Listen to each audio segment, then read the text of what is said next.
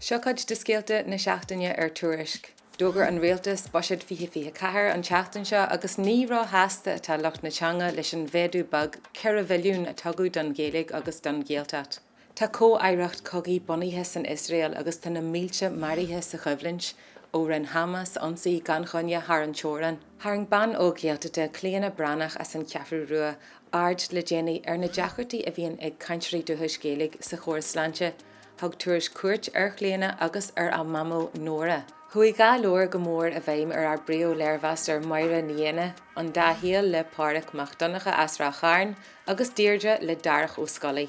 Agus deirú tá ar go rugby ón ó neacht an hála baras agus ar nós an chuid eile againn tá sé ag súil leis an cluiche mór éire a naid na nua héalainne a mauta ceathrú ceannis chóir an rugby an dóin. Tá na scéalta sin agus go leor eile ar Tuairisc.